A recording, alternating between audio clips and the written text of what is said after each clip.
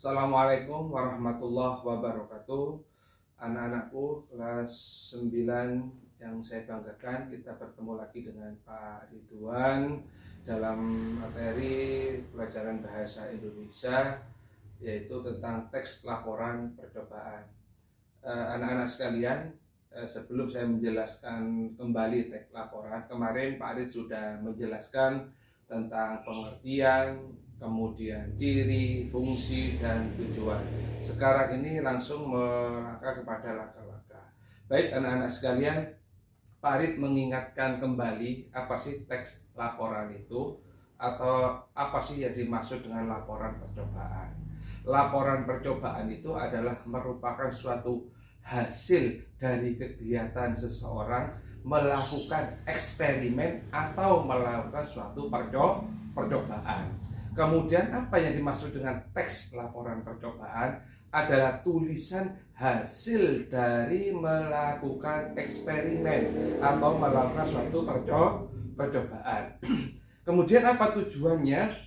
Adalah menyampaikan informasi kepada orang lain tentang apa yang kita lakukan atau hasil dari kegiatan kita melakukan eksperimen. Itu tujuannya. Kemudian berikutnya kita mengarah kepada langkah-langkah untuk membuat sebuah teks laporan percobaan. Nah, coba anak-anak perhatikan di sini langkah-langkah ya. Langkah-langkah untuk membuat teks laporan percobaan. Yang pertama di sini yang perlu kalian perhatikan yaitu struktur ya. Jadi langkah-langkahnya itu berupa struktur. Struktur ini merupakan gambaran bagaimana kita membuat teks laporan percobaan. Nah, di sini ada beberapa yang perlu diperhatikan. Yang pertama di sini kita harus menuliskan sebuah judul. Apa judul itu? Garis besar atau inti yang akan kita lakukan dalam membuat suatu percobaan. Tentunya sebelum kita melakukan percobaan kita harus tahu judulnya, sehingga maksud arah kita nanti melakukan percobaan itu bisa terarah. Kemudian yang berikutnya adalah tujuan. Tujuan ini yang dimaksud adalah apa yang ingin kita capai dalam melakukan suatu percobaan. Misalkan tentang masalah sekarang situasi corona ya, banyak orang yang membutuhkan alat atau hand sanitizer ya, yang harganya mahal, kita perlu membuat sehingga harganya lebih murah. Nah, itu tujuannya, ingin mengetahui.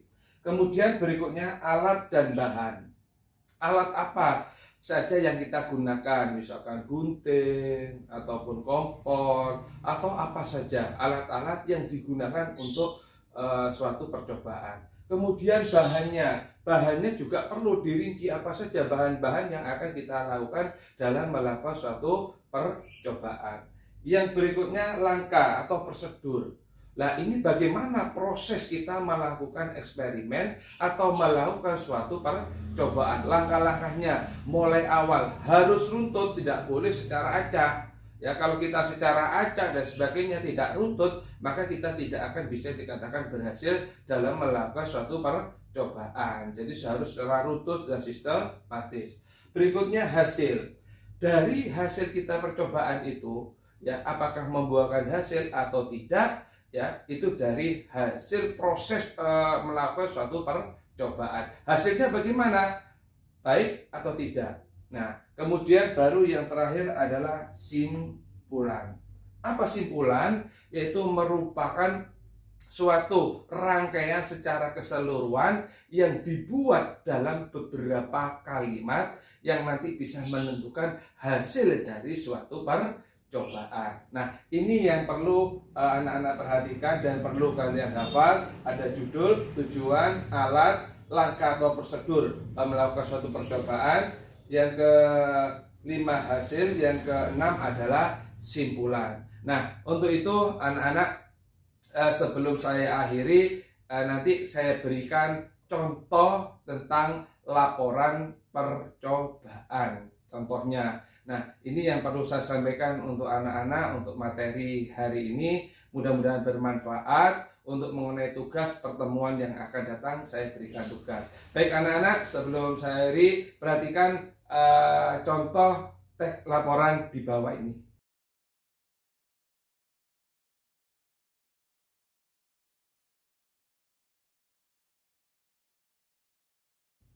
Ya, itu saja yang perlu saya sampaikan. Kurang lebihnya saya mohon maaf. Tetap semangat belajar ya, walaupun situasi pandemi. Saya akhiri. Wassalamualaikum warahmatullahi wabarakatuh.